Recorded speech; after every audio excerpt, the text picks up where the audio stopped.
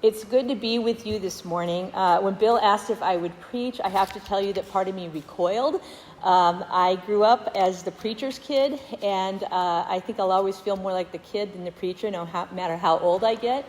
But even in college classrooms, where I spend much of my time, I'm better known for getting people into small groups to discuss questions and analyze arguments, and not so much for my lectures. And while I know you guys like to move around and you have movable seating, I'll refrain from that today. I'm also not going to call on anybody, and I'm not taking attendance, so you can kind of sit back and rest easy.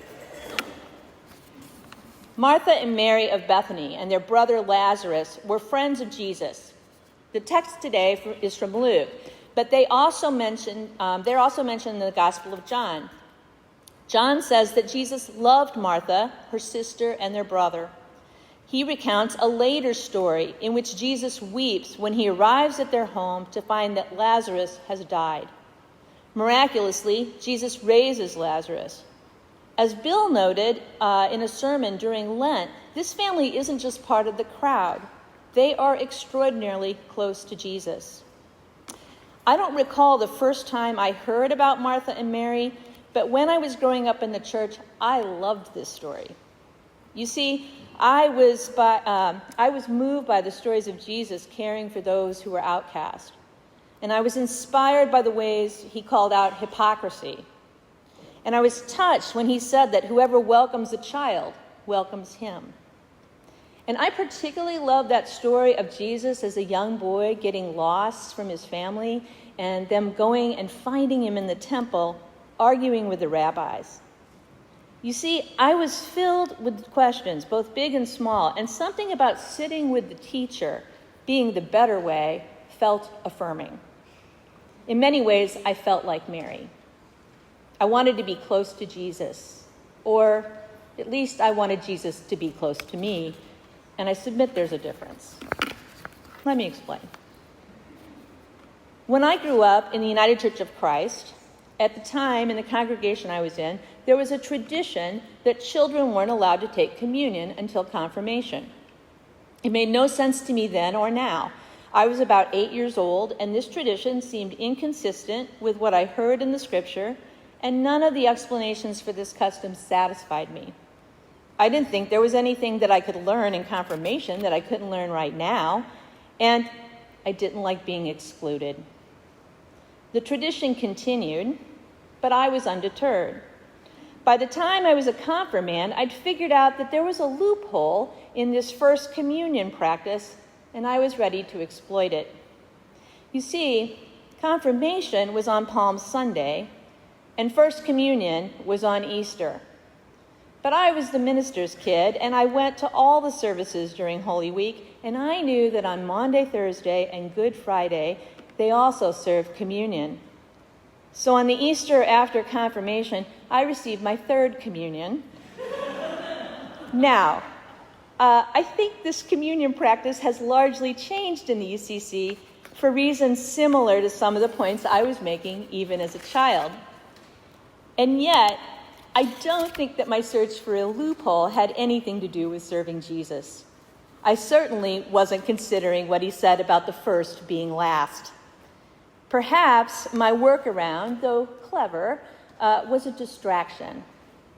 Also, if I'm being fully honest, I may have seen this story as offering a good excuse to get out of some work. However, it wasn't until I got older that I had any real issues with the story of Martha and Mary. In particular, I recall a conversation with my godmother, Norma Pepmeyer. Now, if ever there was someone who was devoted to Jesus, it was my Aunt Norma. So at first, I was surprised when she said, "I hate this text." Even hearing the word hate come from her was a bit out of character. But Aunt Norma was also a minister's wife, and a mother, and an eldest daughter, and a teacher. She served a whole lot of people in a myriad of ways. She did a lot of thankless tasks for the sake of her family, her community, and her church. Her devotion to God was expressed through her service. And I began to understand her feelings more fully as I became an adult and took on the roles of wife, mom, adjunct instructor, active church member.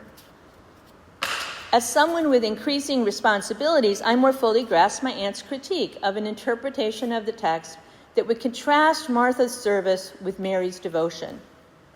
I also understood that sometimes the distribution of labor isn't fair.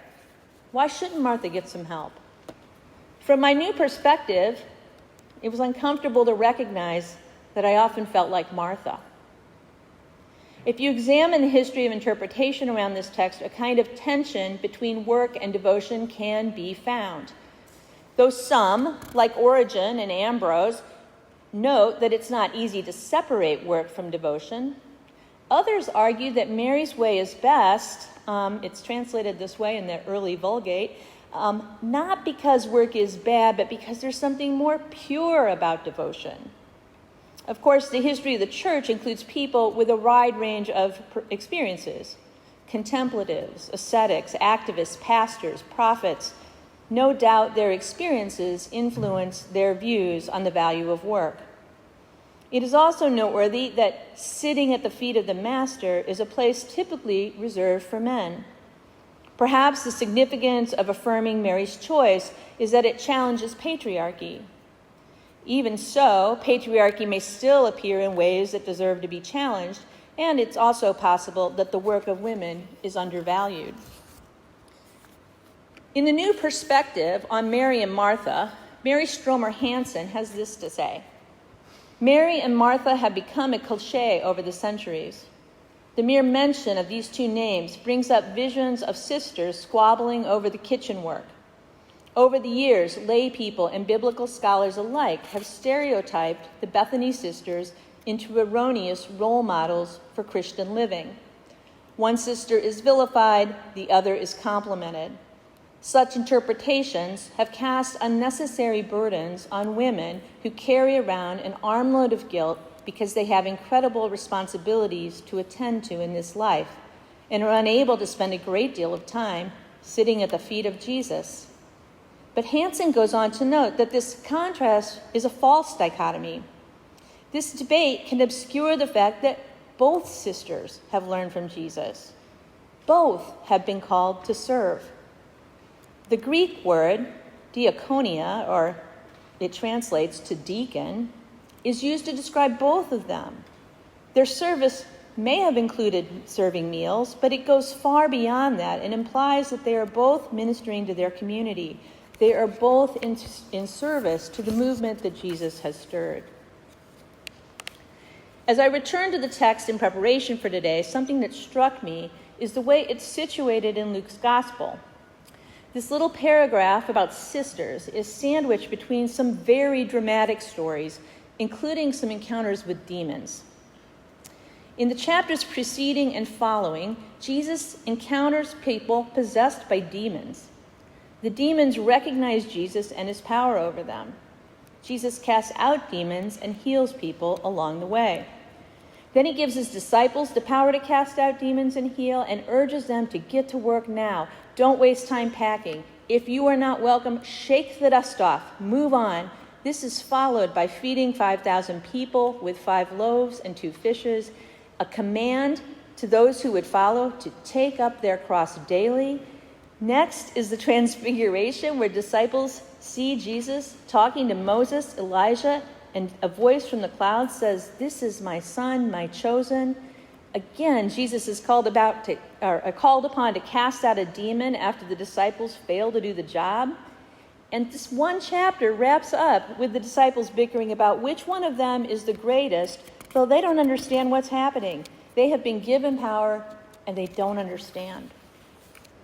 In response, Jesus simplifies things. He calls a child over and says, "Whoever welcomes this child welcomes the one who sent me. For the least among you is the greatest." But they still don't seem to get it. In fact, they report to Jesus they've tried to stop someone who isn't from their group from casting out demons. And he replies, "Whoever is not against you is for you." Then immediately, and prior to the Mary Martha story, is the parable of the Good Samaritan, where the question, "Who is my neighbor?" is confronted. In this story, person after person, following the letter of the law and their religious obligations miss the opportunity that's right in front of them. A man who is beaten lies dying on the road, but only one who's reviled by the community, stops to help. There is a lot going on here. And what to make about texts with demons is a question I'm just going to leave for Bill to talk about. But while I don't take these texts literally, I do take them seriously. And what strikes me is that this ordinary little story about sisters wrestles with some pretty familiar demons. We can be possessed by our own egos in ways that diminish our power. We can be owned by our things and our schedules. We can be occupied by our insecurities and self-centeredness in a way that keep us from fully embracing our power to follow in the ways of Jesus. It is easy to point our finger at others, to want Jesus to take our side. Immediately following this story, just before another demon is cast out, the disciples ask Jesus how to pray. The prayer begins with the desire for God's reign and enough bread for the day. And then comes a series of pleas for transformation. Forgive us our debts. Lead us not into temptation. Deliver us from evil. Notably, this prayer is not about them. The coming of God's kingdom appears to be connected to a change in us. As I re-examine the story of Martha and Mary, something else strikes me. While Jesus affirms Mary's choice to sit at his feet, he doesn't reject Martha or her work. The importance of hospitality is a recurring theme in Luke's gospel, and Martha's work is affirmed and valued in other contexts. He also isn't demanding that Mary get back to work, or even saying that she must make different choices. In fact, there's no squabbling here because Mary doesn't say anything.